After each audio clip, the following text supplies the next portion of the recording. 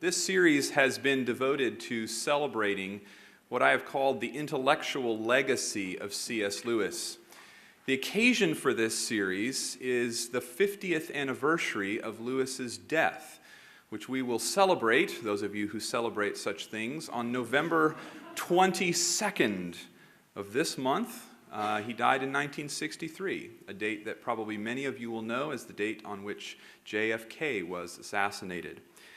And what we're doing in this series is we're thinking about the ways in which Lewis's work in many different areas has impacted the life of the mind. Those have included, over the course of this series, not only looking at literature, but also his work from the perspective of history, from the perspective of mathematics, thinking about his use of the imagination. And tonight, I want to think a little bit about Lewis as a philosopher. And specifically, I'm interested in Lewis as a philosopher within one narrow area of philosophy. That area is in the title of my talk tonight, Mere Epistemology, which many of you will recognize as a reference to one of his most famous books, Mere Christianity. I'm shamelessly borrowing from that title. But perhaps the term epistemology is a little less familiar to some of you in the audience tonight. And in just a few moments, I'm going to explain what I mean by that term, and I'm going to give you a quick crash course in epistemology. So my talk tonight divides into two distinct halves, two parts.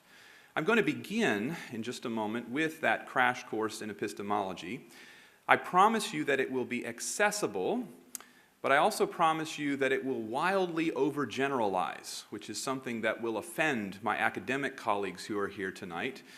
Because the one thing you don't do if you are an academic is you don't make wild generalizations, sweeping generalizations about history or about great ideas. Sorry, colleagues, I'm going to have to in the interest of time.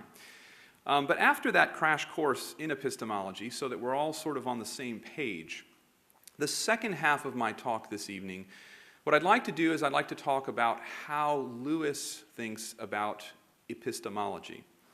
So tonight, I'd like to start my talk by making two rather shocking claims. Now, I realize that whenever you make shocking claims are always shocking relative to the audience. And it's just getting harder and harder and harder to shock people nowadays because we just live in a post-shock culture. And I suspect that the claims that I'm about to make will not be immediately perceived as shocking by all who are listening tonight. But I'll go ahead and explain why they are shocking. So here are my two shocking claims. Claim number one, C.S. Lewis is probably not the greatest Christian apologist of the 20th century. Now, some of you will regard that as shocking. Some of you may even regard it as scandalous because perhaps C.S. Lewis ranks among the pantheon of Christian apologists, but I don't think he is the greatest Christian apologist of the 20th century. Less shocking, perhaps, but I think equally as important, is the second claim, and that is C.S. Lewis is, I think, probably the greatest Christian epistemologist of the 20th century. Now, if you aren't shocked and scandalized by these claims, let me tell you why you should be. There are certain circles where these claims would immediately shock and create great scandal. The reason is simple. This man right here is probably considered by most the greatest Christian epistemologist of the 20th century. His name, in case you don't recognize his picture, is Alvin Plantinga. Alvin Plantinga was for many years a professor of philosophy at Notre Dame. He has recently retired and now he is emeritus, but he also holds a joint appointment in addition to his emeritus appointment at Notre Dame at Calvin College, where he holds the newly established Jellema Chair in philosophy there. Now, if you were to ask Christian philosophers today, those who, like myself, are part of the Professional Guild of Philosophy in the Academy, if you were to ask and take a survey, who is the greatest Christian epistemologist of the 20th century, chances are Alvin Plantinga would be near the top, if not at the very top of the list.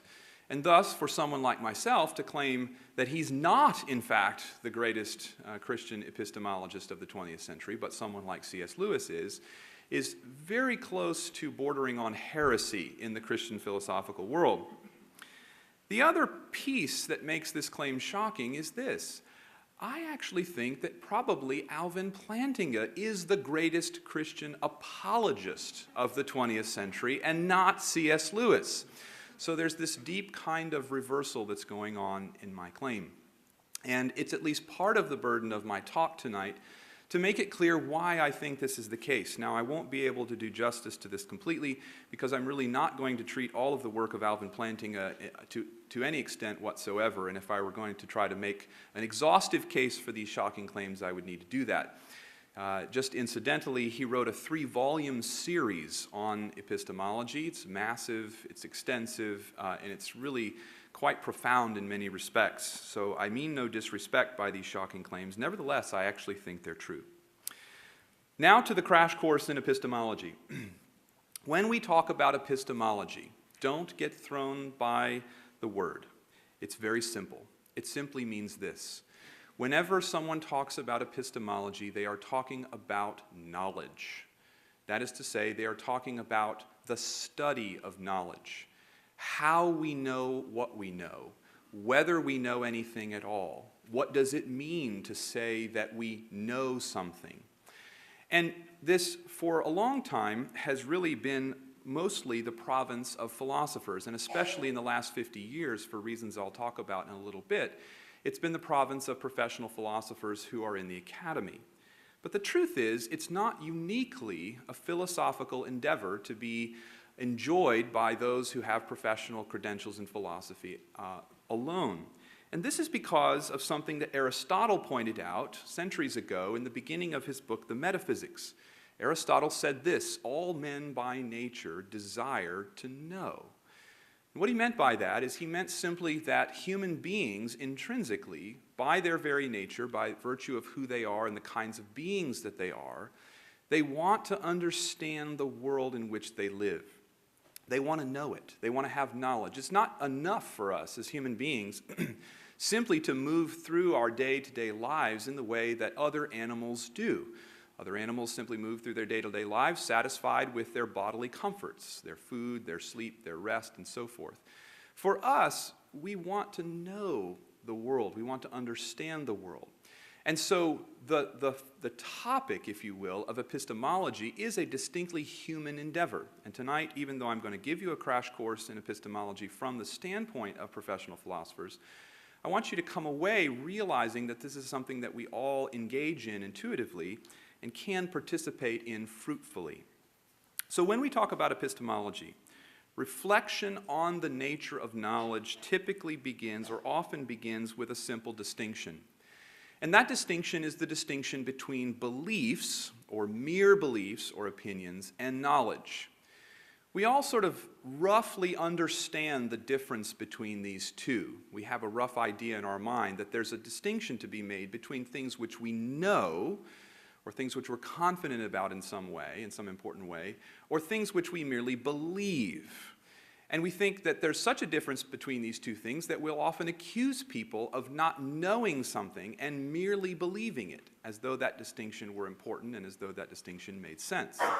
For example, if I were to tell you tonight that I believe that I am, in fact, the great pumpkin,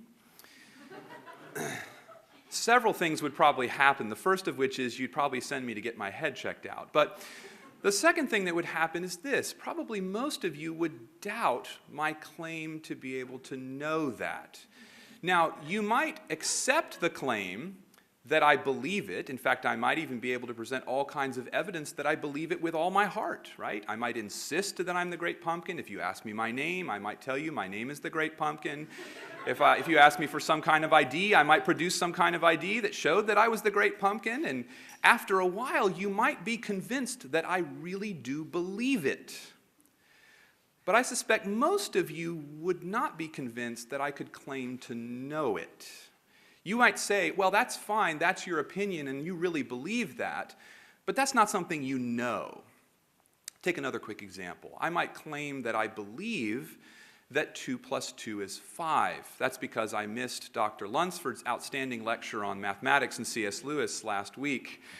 And so if I claim to believe that and believe it earnestly, he would tell me, well, you might believe that that's the case, but you can't really know it. That's something that you don't know. Now, what both of these features, these examples have in common is this. They are instances of belief, but at least I'll stipulate for now, they're instances of things that someone might believe which are false. So I'll stipulate it's false. I'm not the great pumpkin. Sorry if that comes a disappointment to any of you. And it's also not true that 2 plus 2 equals 5, at least the last time I checked. I hope that's right.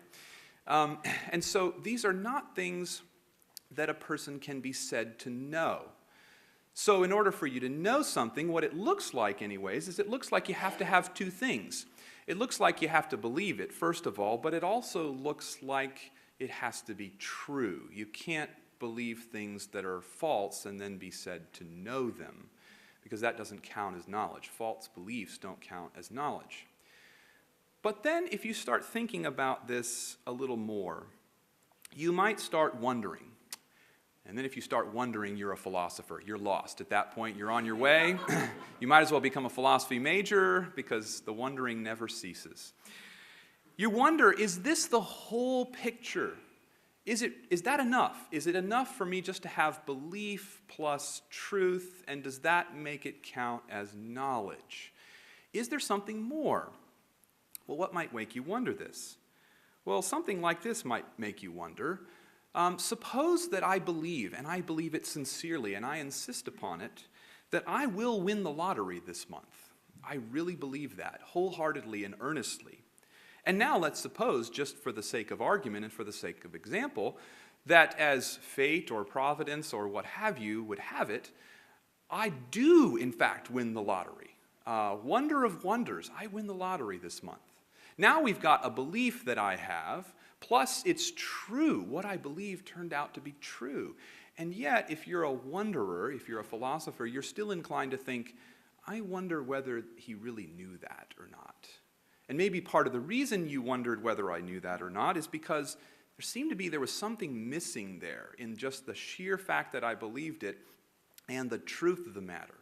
And if you start to ask such a question, what you end up with is a picture that looks something like this.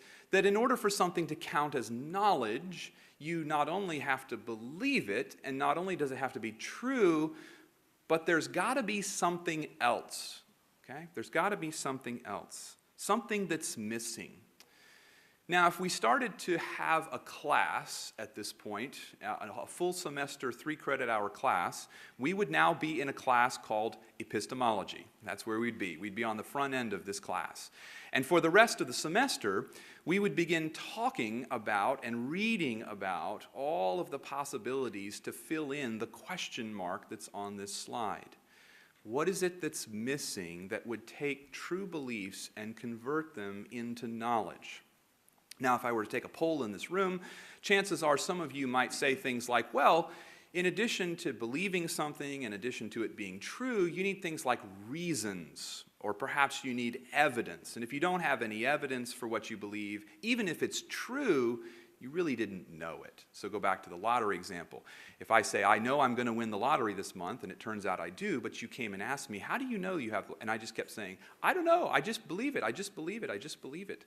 Even if it turned out to be true, you might say the reason that you didn't really know it is because you didn't have any evidence for that, or you didn't really know it, or you didn't really have any reasons for that, and so on. And I think if that were the case, if that were your instinct, that instinct is right. That's the right instinct. And indeed, if you study the history of Western philosophy, what you will find is you will find a whole wide range of answers that are complex and fascinating to the question, what goes in that question mark there? What is it that fills out the rest of our understanding of what counts as knowledge? Quite famously, and very early in the history of Western philosophy, the philosopher Plato, honoring his teacher Socrates, wrote many Platonic dialogues in which he explored this precise question. What is it that changes our beliefs that we have from mere beliefs or mere opinions to knowledge. And without going into any detail tonight, Plato thought that we needed to have some kind of account of what we believed. That is to say, we needed to offer some kind of rational justification or argument for our beliefs in order for them to go from being merely beliefs to being knowledge. Now, from Plato all the way up through early modernity, or at least the late medieval period, and here I'm just sort of sweeping in broad brushstrokes in the way that I said earlier would bother my academic colleagues. From Plato all the way through the medieval period, up through perhaps the philosopher Descartes, there were two important shared assumptions about knowledge that are really going to be the core of my major point tonight. And those two assumptions were shared assumptions, I think, broadly speaking, especially in the ancient world and in the medieval world. I think they started to crumble a little bit in early modernity, perhaps even in the high Middle Ages. But they were assumptions which governed the pursuit of that question mark in that previous slide that I just talked about. Those two assumptions are these, and I'm calling them assumptions about knowing in the ancient world, but when you see the word ancient, I really think you should just think pre-modern. This is the pre-modern world. And those two assumptions are as follows. First, knowledge, or understanding the nature of knowledge, what knowledge is intimately bound up with wisdom. Intimately bound up with wisdom. I'll say more about that in a moment. Second, wisdom in the ancient world or in the pre-modern world is intimately bound up or caught up with the fear of God, or as I'll put it for pagan cultures, the fear of the gods, plural. Where what fear of the Lord or fear of God or fear of the gods means in practical terms is it means something like obedience, seeking to know what it is that God or the gods wants me to do so that I can follow it and that I can obey. And so if you begin to sort of put this picture together, what that meant is for those who were in the pre-modern world, knowing or trying to come to understand the world was very deeply connected with obeying the will of God or obeying the will of the gods. So one way to put the first assumption is to say this: knowledge was sought for the sake of wisdom. And here I think for those of you who have studied any of the history of Western thought, you should think of someone like Socrates, who in the history of the Western tradition was interested in knowledge not merely for its own sake, but for the sake of wisdom, which is what he sought. And even for someone like Socrates, fear of the gods or obedience to the gods remained something that was important in his pursuit of wisdom.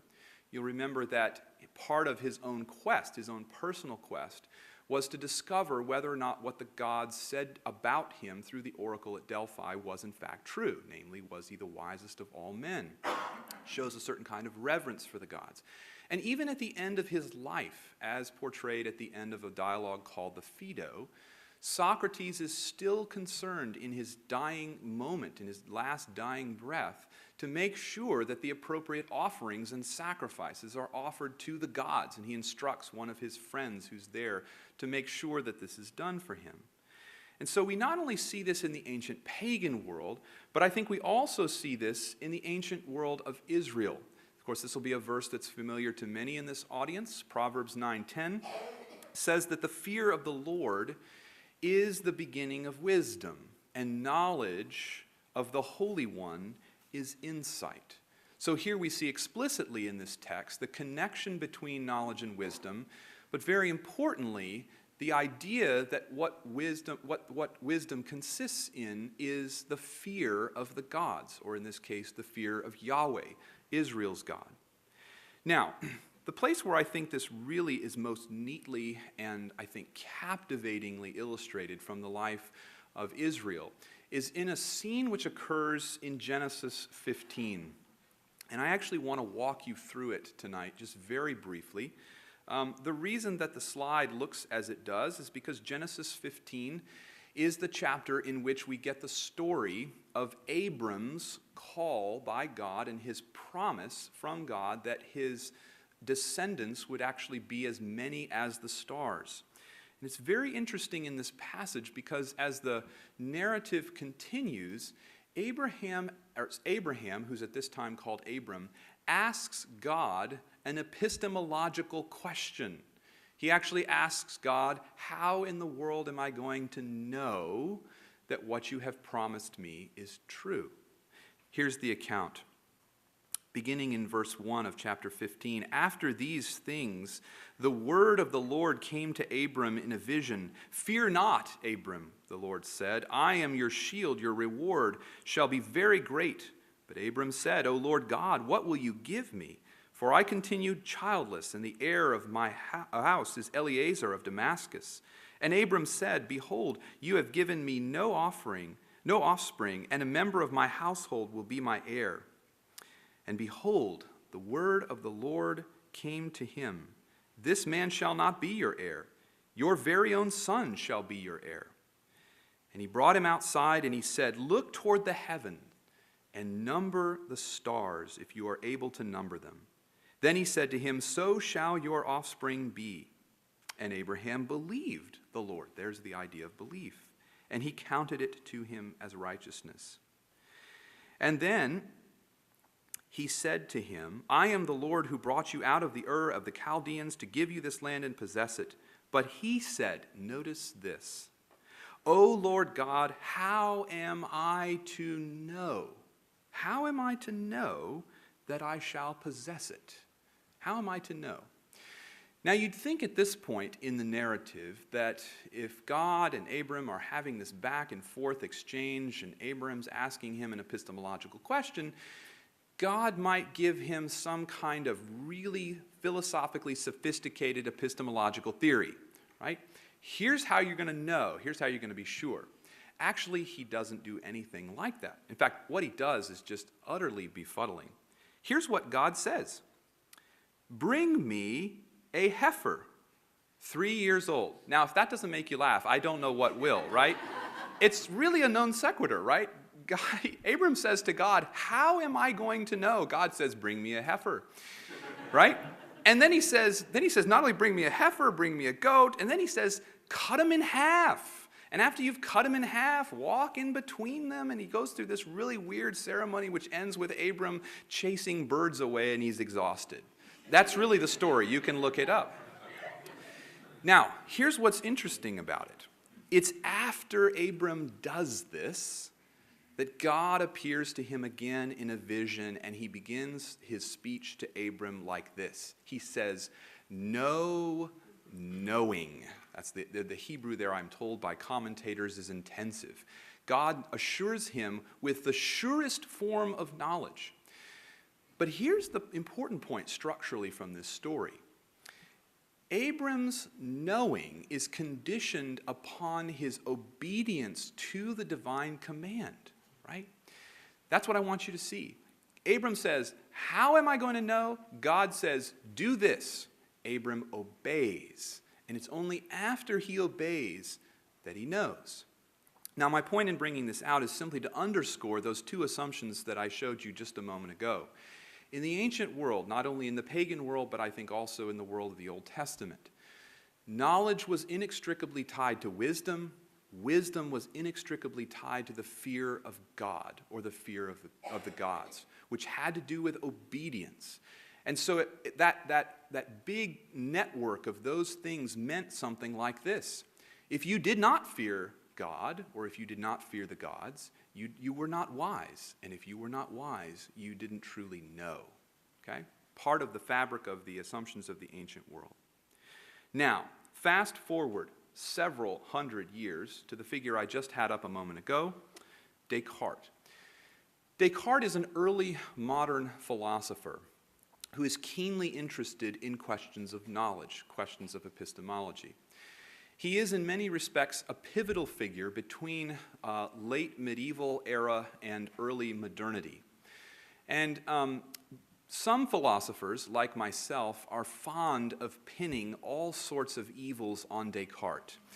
And for that reason, he gets a bad rap. I want to say at the outset, even though I'm going to pin certain kinds of evils on Descartes tonight, I don't necessarily think it's entirely his fault. I think there are arguments to be made that there were movements in place prior to his writing which led him to write things which were unfortunate. Nonetheless, Descartes sets in motion, I think, the desire for knowledge, or at least he solidifies it in some important ways. He sets in motion the desire for knowledge apart from the fear of God. And I think he does this explicitly in one of his most famous and short little books called The Meditations on First Philosophy. Because if you look at this book and you study it in detail, what becomes clear is that what Descartes is interested in is he's interested in figuring out how to obtain knowledge by means of a method. That's the really important thing. And for Descartes, the method by which we obtain knowledge is a particular technique. And so one could acquire knowledge by means of this technique, whether one fears God or fears the gods or not. And this is an important, I think, explicit anyways, reversal in the view that I am suggesting predominated at least close to this point in the history of Western thought. Because before, the idea, as I've already said, was you really couldn't know things apart from the fear of the gods, apart from the fear of God, and that fear took the form of a kind of obedience or submission to the will of those gods. When we get to early modernity, by the time Descartes comes onto the scene, that has now changed. And now we're looking for rational methods of inquiry which are separate from the fear of God, so that any rational human being, any person with a brain or any person with a mind could simply use these techniques, use these methods to obtain knowledge, whether they fear God or not. Okay. Now I'm going to make one more huge jump in history, and then I'm going to wrap up our overly quick tour of epistemology. I want to jump to 1963 now. And 1963, as I've already mentioned, is an important date because in 1963, JFK is assassinated, but also importantly for our purposes tonight, it's also the death of C.S. Lewis. What is, I'm sure, unlikely to be known by anyone here is this. In 1963, there was something important that happened in the history of epistemology. And that happened in the pages of a rather small, insignificant, and obscure journal, professional journal that only professional philosophers read. And that was the publication of a paper by a philosopher named Edmund Gettier. Edmund Gettier taught for many, many years at the University of Massachusetts at Amherst. I believe he may still be emeritus there. And in 1963, he published a short 3-page professional philosophy paper called Is Justified True Belief Knowledge? Now, I'm not going to get into the details of the paper tonight. If this were an epistemology course, we would get into the details in quite detail. But I do want to say a few words about it. First, you'll notice that in the title of the paper, Is Justified True Belief Knowledge, that we actually have the third piece missing in our original equation that we started out with earlier. When I asked the question, what else do you have to have besides belief and truth in order to get knowledge? Well, Gettier suggested that, at least for many years, philosophers assumed that what you needed was something he called justification. Now, don't get confused with this concept of justification and the concept of justification that you hear about in theological discussions. Two completely different animals. I'm not here at all to talk about justification by faith, though I see one of my Lutheran colleagues in the audience tonight who would probably be delighted to have me talk about justification by faith. I'm focused on justification in epistemology, though I'm not going to say much about what that means. What Gettier did in this paper is he simply assumed that this was an adequate definition of knowledge, and then he tried to give a couple of important scenarios in which it looks like someone has a justified true belief, and yet we still don't think they know. And this small little paper set off in the professional academic world of philosophy a firestorm. And in the last 50 years, I don't think it's an overstatement to say that this short little 3-page paper in an obscure journal called Analysis set the trajectory, it set the course for the study of knowledge for the next 50 years. It really did. And so today, if you were to go to graduate school in philosophy, the assumption is that you would be familiar with this paper and you would be familiar with a whole range of responses to the problems that are called now very famously Gettier problems, in honor of Edmund Gettier, who wrote the paper. I think the other thing that's important for our purposes tonight is that this paper definitely, in the 20th century, solidifies the things that I'm suggesting were set in motion by Descartes. Specifically, for the last 50 years, epistemology has been a technical discipline, just a technical discipline, a discipline that has a methodology. And that methodology has absolutely nothing to do with the fear of God or with the fear of the gods. It's simply a technical discipline that can be practiced by anyone, regardless of what that person's religious convictions are, regardless of whether they fear the gods or fear God or not. And so, we have in the last 50 years fully and completely separated epistemology or knowing from the idea of wisdom as I think it was embodied in the ancient world. So much for our survey of epistemology. You've had your crash course in epistemology. Now, thankfully, for the balance of my time, I want to turn to Lewis. You might be asking, how does all this that I've said relate to Lewis? Well, the very first thing that it does is it makes my task, that is to say, the task of illustrating the shocking claims with which I began, it makes my task incredibly difficult. And here's why. 3 specific reasons. First, Lewis died in 1963.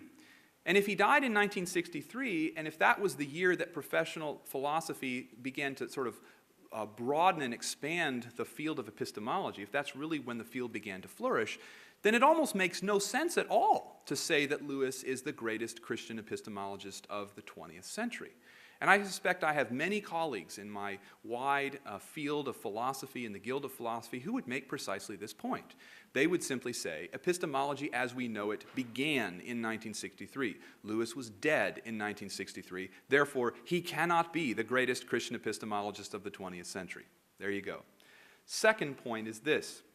Lewis's most overt engagement with epistemology, and where he wrote about it the most sort of head-on, occurs during a phase of his life in the 1920s when he was not a Christian. In fact, it occurred in particular in an exchange that he had with his very good friend Owen Barfield. Owen Barfield and C.S. Lewis exchanged correspondence on a wide range of philosophical topics, including the topic of epistemology, and that exchange actually became known as the Great War. It was a back and forth, a battle of 2 great minds in thinking. And if you go and you look at this, this is where you will find most of Lewis's work on epistemology, but this occurred before he was a Christian. And so it's strange for me to say that Lewis is the greatest Christian epistemologist if most of his epistemology work was done before he was a Christian. Last point. Most of Lewis's post-conversion work, that is to say the work that he did after he converted to Christianity in the 30s, is work that is either considered to be apologetic in nature, or after 1948, which many of you will remember as a result of this series, is when he had the famous debate with Elizabeth Anscombe. After that point, he turned to imaginative work, works of fiction, works of literature, as opposed to what you might think of as more straightforward philosophical work. So all of this makes the task of trying to show that he is the greatest Christian epistemologist of the 20th century much more difficult.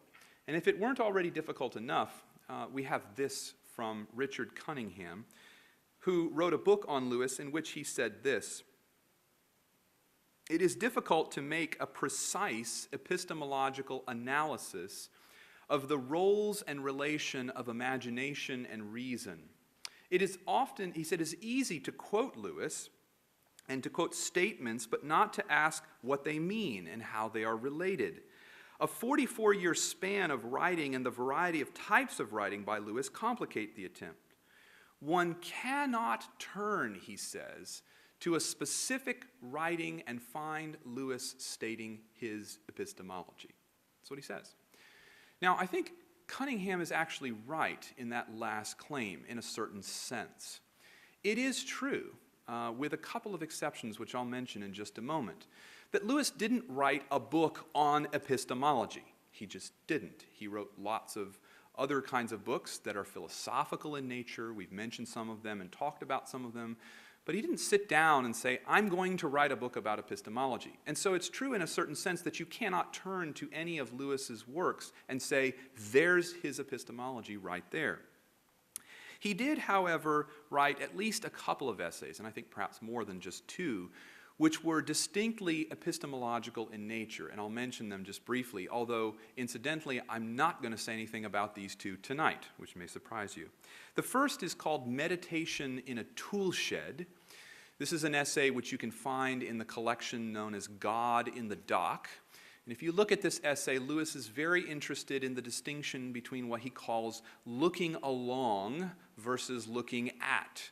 And he's using the metaphor of seeing or of looking as an important epistemological metaphor in that essay. The second essay is an essay that's a little bit less well known. It's called On Obstinacy in Belief. And you can find that essay in a collection called The World's Last Night and Other Essays. And in that essay in particular, he is interested in defending Christian belief against an objection that arises from a very famous essay published by William Clifford called The Ethics of Belief, in which Clifford argues that religious belief is immoral. In fact, it's unethical if you believe in the absence of sufficient reasons. And he thinks that he can show that much of the religious beliefs that people hold don't have sufficient evidence for them. Lewis grapples with this claim in his essay On Obstinacy in Belief. It's excellent. But I'm not going to talk about those two essays tonight. And so the question that now might be on your minds, if you've been with me thus far, is why then make the shocking claims that I've made at the beginning of this talk, that Lewis is in fact not the greatest Christian apologist of the 20th century, but he's the greatest Christian epistemologist of the 20th century? Two reasons, and I'm going to try to illustrate both of these tonight, walking you through some important work of Lewis. The first is this. Lewis rightly, and I think restoratively, situates knowledge back in its ancient context. He puts it in the context of wisdom, and I think he puts it back in the context of the fear of God, or of the fear of the gods. So remember that I said earlier, even though it's in 1963 when we get to Edmund Gettier's famous paper, Is Justified True Belief Knowledge, that's when we sort of get the full and complete disconnect between knowledge and the fear of the gods. I think those things had been set in place at least since early modernity with Descartes, if not before. So by the time Lewis is writing in the early half of the 20th century, he is in a position to try to restore something which had been lost, even though the wheels that were still turning would go further with Edmund Gettier and the 50 years of epistemology that ensued. Now, why do I say that Lewis does this? Well, I think this shouldn't be surprising to most of you who know Lewis. After all, in his address that he gave as part of his inauguration for the chair at Cambridge in medieval and Renaissance literature, Lewis referred to himself as a dinosaur. Now, the reason for the reference was simply this. Lewis not only studied the ancient or pre-modern world, he literally thought of himself as, in a certain sense, embodying that world. He believed and thought, and his mind, and even to some extent his patterns of life, went through the same sorts of motions as did the peoples who were pre-modern people. And so it shouldn't surprise us that Lewis would think, when it comes to knowledge, in the way that the ancients or the pre-moderns thought. And that's the reason for my claim that Lewis does this, that he rightly and I think restoratively situates knowledge back in the context of wisdom and the fear of the gods. But the second reason is this. Lewis does this in a uniquely Christian way, and that's really what I want to focus on tonight. I also add that I think he does it in an appropriately limited way, but I'm really not going to focus on the second half of that claim tonight. The talk that I'm giving tonight is part of a larger project in which I'm engaged on Lewis's epistemology that really has two big parts. The first part is really demonstrating the uniquely Christian nature of the way that Lewis frames his epistemological project. The second part is getting into the details, where the devil lives. And so that phrase, yet appropriately limited, is part of where the devil lives. It's in the details that I'm not going to get into too much tonight. But I do want to focus on how Lewis does this in a uniquely Christian way. So the question is, given what Cunningham said about how Lewis never wrote explicitly about epistemology, the question is, where in the world does Lewis do this? Where does he do this? Well, the answer is, he does it everywhere. He does it all over the whole corpus of his post-conversion work. In fact, one of the people who I think grasped this deeply was his friend Owen Barfield, who I mentioned earlier in reference to the Great War that they had in the 1920s. Barfield said this about Lewis, and this is just a wonderful quotation. Somehow what he, that is Lewis, what Lewis thought about everything was secretly present in what he said about anything. Somehow what he thought about everything was secretly present in what he said about anything. And so what that means in a certain sense is you ought to be able to pick up any book or any chapter of Lewis, and as you read through it, you ought to be able to almost unpack his entire system of thought, his entire perspective, his entire outlook, or if we might put it this way, his entire worldview from a single passage or a single work of Lewis's writing, so that you can see what he thought about everything packed into what he said about anything. That's why I answered the question, where does Lewis write about his epistemology, with the answer, everywhere. It's all over the place. But I'm going to try to give you a sampling tonight. First, the big framing point. If I had to distill everything that I have to say in the next 15 or 20 minutes down to a single point, it would be this. Lewis believed that knowledge is conditioned by the reality of and our response to the true myth that is Christianity. And very importantly for Lewis, as I'll illustrate in just a moment, that is a story that is fundamentally eschatological. Now, I've learned something about being in the South for the past 10 years or so, and that is that in the South, there is an exception to the rule, you don't talk about politics and religion in polite company. You can do that in the South all you want, because the South is more or less univocal in its politics and religion. But what you can't do is talk about eschatology in the South, because if you start talking about eschatology among believers, you're going to end up having all kinds of fights about the end times of all different sorts. Nonetheless, I'm going to talk about eschatology tonight, but I'm going to try to avoid all the fights. So when I talk about eschatology, what I simply mean is this. I simply mean that Lewis had a basic understanding of how all of our lives are oriented toward our life with God. That's really what's at the heart of the Christian story. And it's the way in which that manifests itself in Lewis' work that gives us a window into what he thought about how we know. One of the places where this really comes down, sort of where the rubber meets the road, is in his book, The Great Divorce. Lewis wrote this book, The Great Divorce. It's an imaginative depiction of heaven and hell. And it's a fictional kind of account in which the narrator describes being in heaven and meeting up with George MacDonald. George MacDonald, of course, was the one who had a heavy influence on Lewis's conversion to Christianity, as we've already seen in earlier talks as part of this series. And George MacDonald becomes a character in this fictional work, and it's George MacDonald who ultimately says these words, which I take to be part of Lewis's own view. There are only two kinds of people in the end. That's it, two kinds of people. There are those who say to God, thy will be done, fear of the Lord, fear of the gods. And then there are those to whom God says, thy will be done in the end. Two kinds of people. There are those basically who fear God and those who don't. Now this, I think, becomes a kind of central organizing principle for a lot of Lewis's work. And if I were to put it this way, I would say this. Lewis thought there were only two kinds of people in the world, mice and dwarves. Now, you can ignore the complication that mice aren't people. I thought about substituting marshwiggles instead of mice, but that wouldn't have made it any better.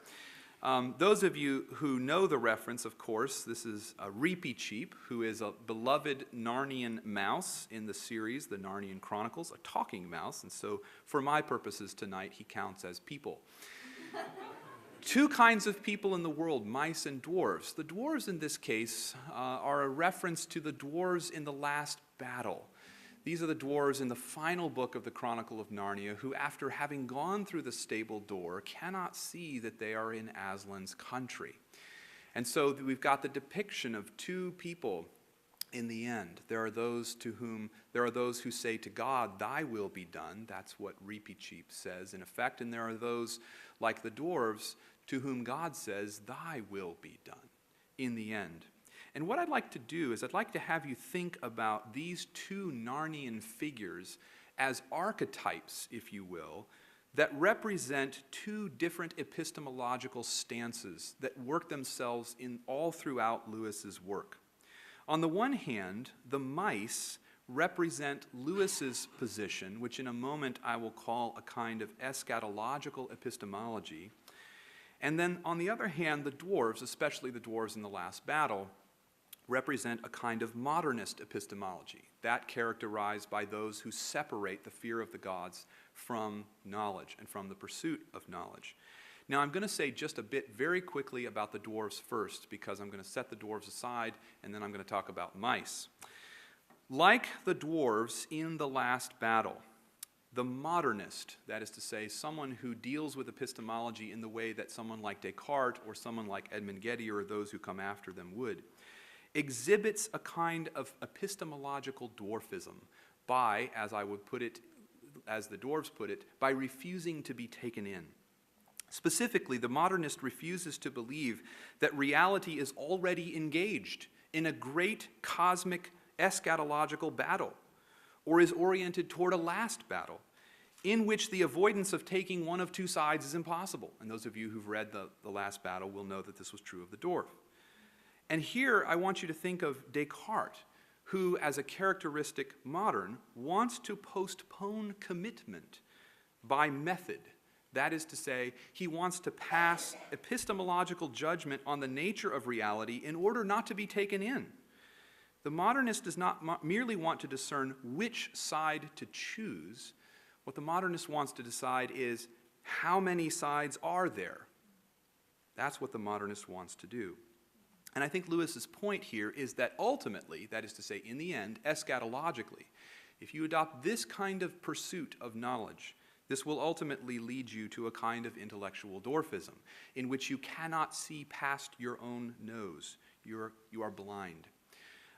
Interestingly, this gulf was illustrated, I think, quite beautifully in an article that Thomas Nagel wrote quite recently for the New York Review of Books, in which he was commenting on the work of Alvin Plantinga. Thomas Nagel, for those of you who don't know, is a very prominent 20th century philosopher into the 21st century, written a number of influential books in philosophy, but very importantly for our purposes tonight, he is not a Christian and not a believer, and quite adamant about his atheistic perspective. And in this article for the New York Review of Books, Thomas Nagel wrote this: "My instinctively atheistic perspective implies that if I ever found myself flooded with the conviction that what the Nicene Creed says is true, the most likely explanation would be that I was losing my mind, not that I was being granted the gift of faith. From Plantinga's point of view," he's talking here about Plantinga's epistemology, "by contrast, I suffer from a kind of spiritual blindness from which I am unwilling to be cured. This is a huge epistemological gulf, and it cannot be overcome by the cooperative employment of the cognitive faculties that we share, as is the hope with scientific disagreements." So interestingly, out of the mouth of someone like Thomas Nagel, you actually see this kind of two kinds of people in the world view. The kind of person who on the one hand is inclined towards faith, and the kind of person like himself who is simply not. And those things are not going to be able to be overcome by means of a method, by means of methodology alone. Now, I want to contrast this as quickly as I can with the mouse, with Reepicheep. Reepicheep has two important facts about his life for our purposes tonight. First, Reepicheep finds himself under the spell of a divine summons. And second, Reepicheep exhibits the proper response to that divine summons. And these, I take it, are the two central features of Lewis's epistemology, which I've suggested are fundamentally eschatological in nature. That is to say, they are oriented towards our end. So when we think about this summons, I like to characterize this summons as the summons of divine love. For us, it is the summons to the divine dance, as Lewis describes it in Mere Christianity, of the triune God that he discusses in the chapter called Good Infection. It is, as he puts it, that great fountain of energy and beauty spurting up at the very center of reality. But it's vital, I think, that we think of this summons in the theological language of eschatology rather than the philosophical language of teleology. And here's why. To think about something in teleological terms is to think about what the internal disposition or nature of that thing would enable it to become if it's not impeded. This is basic Aristotle. It is to think about the natural maturation of the thing in question. But for Lewis, our end, that is to say our eschatological end, where we are headed as human beings, is not merely a function of the realization of an unimpeded internal disposition. And the evidence for this is the way in which he characterizes the nature of that summons of divine love in his work. And here I'm going to highlight three important features of that divine summons very quickly. First, the summons that I'm describing in Lewis's work is external to the subject. It's outside. It's not something that's part of that person's internal disposition. It's always something that comes from the outside. It takes, as it were, the form of a call. Second, the movement toward that summons, that is to say, if we respond to it favorably, is something that has an external reference point, precisely because it's outside the subject.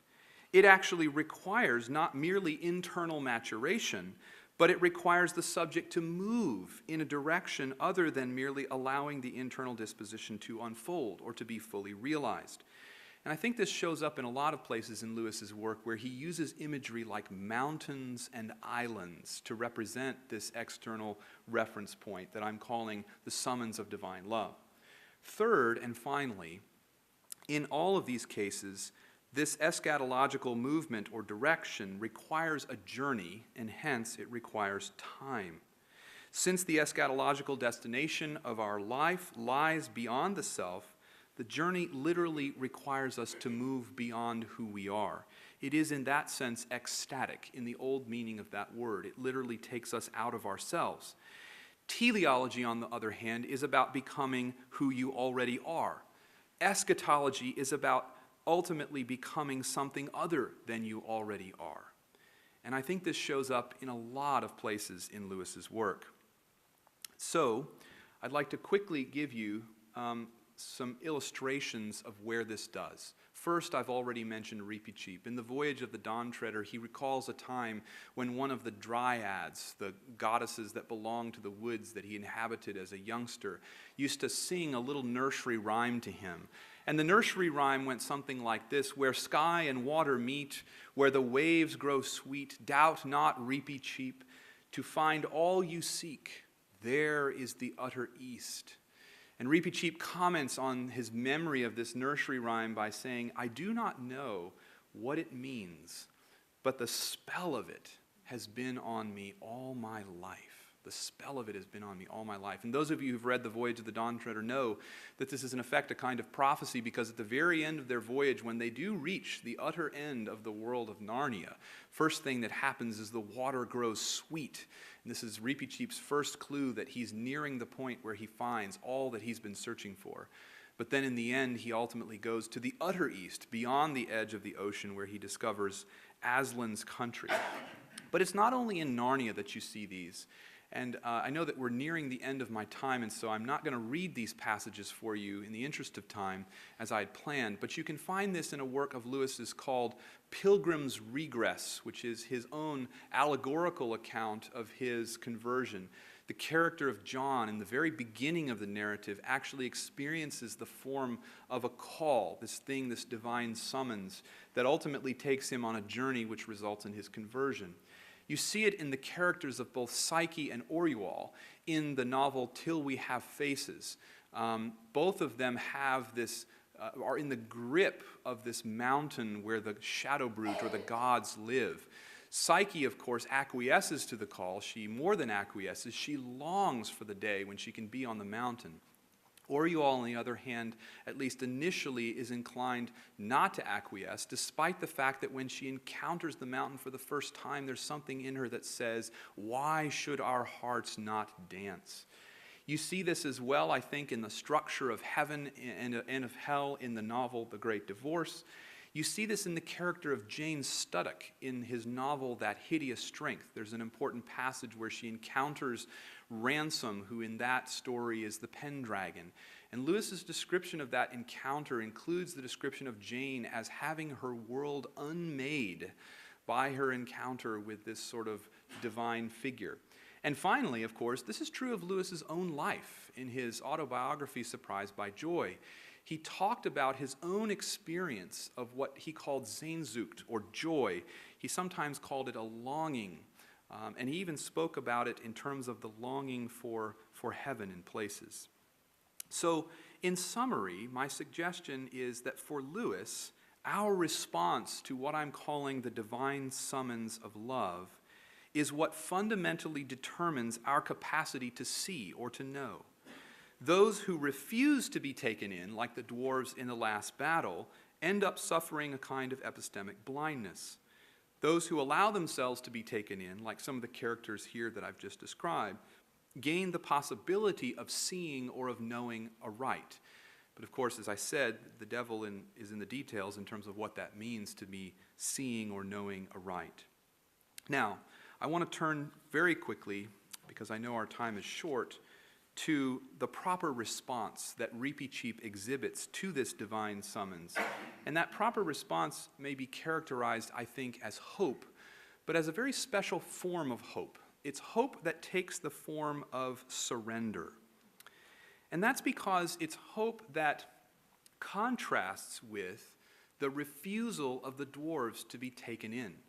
The dwarves do not surrender to the summons of divine love. And because they do not surrender to the summons of divine love, they ultimately end up in a position of despair. And so the counterpart to this, the positive counterpart of this, is a willingness to surrender to the summons of divine love. And my suggestion is that surrender is best construed as a form of hope. It's what Lewis describes in Mere Christianity in talking about conversion as our need to lay down our arms. He says that we are rebels. And this characterizes not only Reepicheep, it characterizes, I think, Lucy in Prince Caspian. I think it characterizes several of the characters in The Great Divorce. And eventually it characterizes Orual in Till We Have Faces. Now, in fairness to Orual, and also in fairness to the modernist philosophers, who I have called intellectual dwarfs, there is a potential rationale for the refusal to respond favorably to the summons of divine love, namely the fear that one might have over the prospect that the whole thing is a cheat, right? I hear this call, I have this yearning, I have this longing, but what if the whole thing is a cheat? Thus, the refusal is a kind of risk-averse behavior. Lewis himself, I think, wrestles with this problem in A Grief Observed. He also wrestles with it in the article that I mentioned on obstinacy and belief.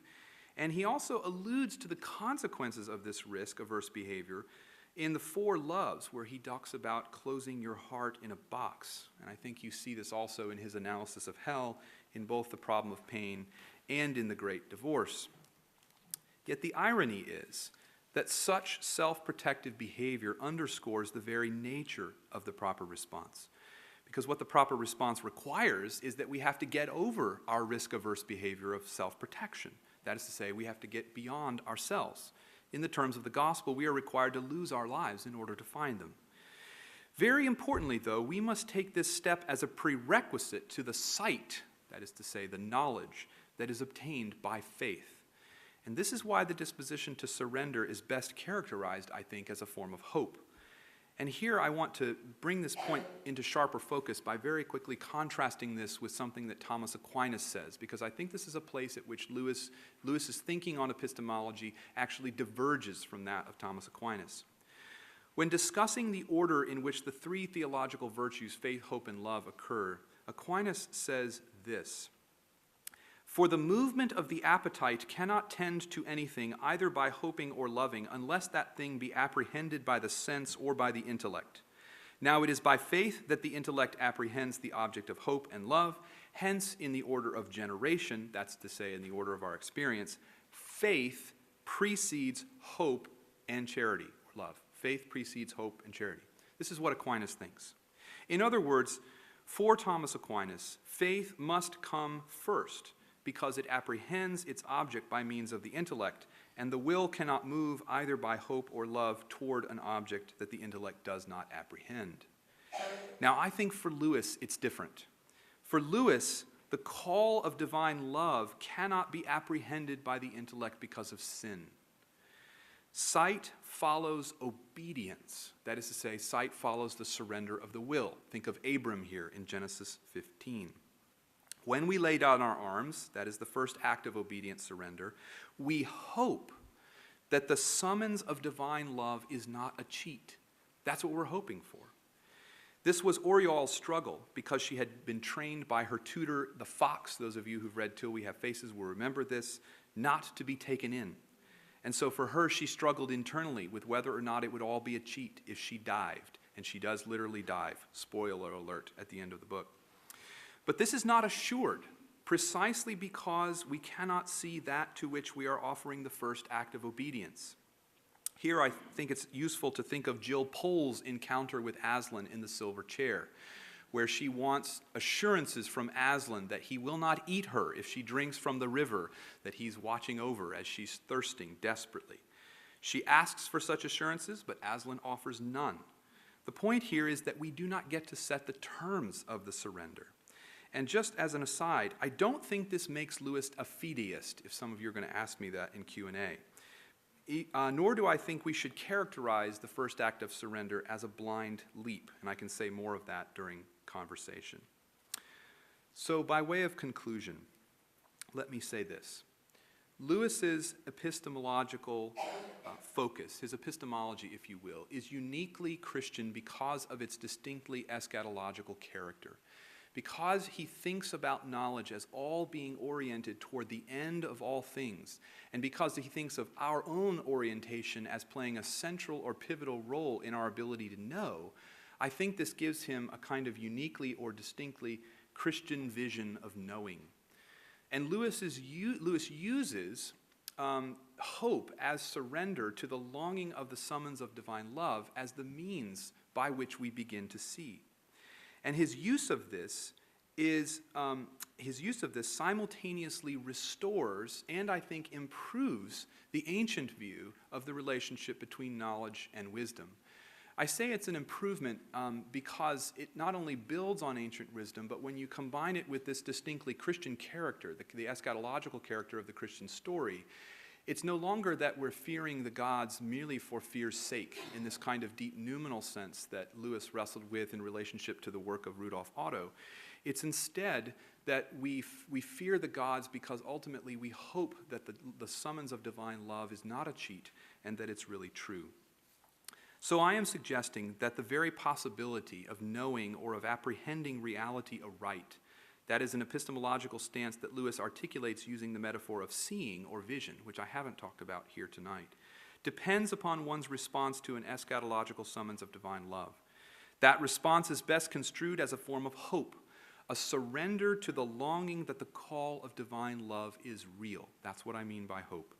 For Lewis, hope in divine love precedes knowledge in the order of both being and time.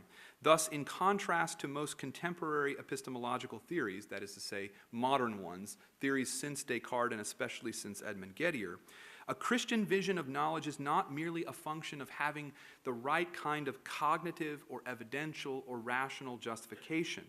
Rather, epistemological clarity blooms or perishes in keeping with one's movement in response to the overtures of divine love.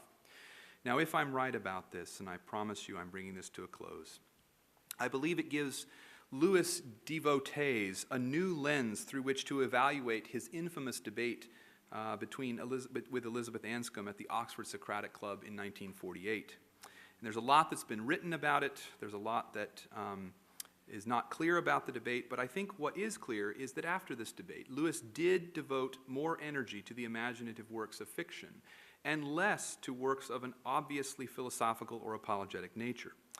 And Lewis scholars debate the significance of this shift, some arguing that it signals a posture of retreat towards children's stories out of a shaken confidence in his capacity for rational defense of the faith, and there are others who suggest that it simply reflects the maturation of Lewis's thought away from a kind of naive rationalism toward a more robust understanding of the role of the imagination. In contrast, I think, to both of these views, my own take is much simpler, and here's my take. Lewis did indeed begin to devote more energy to the imaginative works of fiction after the Anscombe debate. But this is neither because his confidence in reason was shaken, nor is it because he tacitly came to realize that his reliance on reason was overdeveloped to the exclusion of imagination. I think that's just wrong-headed. Lewis was imaginative and rational his whole life, through and through, all the way. Rather, Lewis's post-Anscombe turn toward fiction and myth occurred because of his tacit recognition that the awakening of hope, longing, or desire among those with whom he was engaged in debate is the prolegomena to the very possibility of rational argument. That's what I've been trying to sort of set up here tonight, that in order for you to even have a conversation about knowledge, you have to have surrendered in hope to the summons of divine love. If you don't have that, there's not much point talking. The mind of the epistemic modernist, like the Narnian dwarves, is dark and will remain dark until it surrenders in hope to the summons of divine love. My contention is that Lewis tacitly recognized that this was the situation of the world of professional academic philosophy in the aftermath of his engagement with Anscombe. He rightly recognized that the effort to engage philosophically in this sort of playing field, that is to say, a playing field of total darkness, was futile. Consequently, he did the only rational thing that a Christian should do. Namely, he walked away to devote his energy to what he tacitly grasped was the most rational course of action, namely to try to reawaken hope. And this is why there's so many wonderful, hopeful, imaginative works that come out of Lewis's pen in the 50s. In my view, far from being a turn away from Christian apologetics and philosophy toward imagination, Lewis's post-Anscombe career is in many respects his most deeply apologetic, and I think, as I've tried to suggest tonight, his most deeply philosophical, indeed epistemological, of his life's work. And as I have suggested this evening, the key to seeing that is to understand the role that eschatology plays in Lewis's epistemology, indeed in all of his work as a Christian philosopher. Thank you for your patience.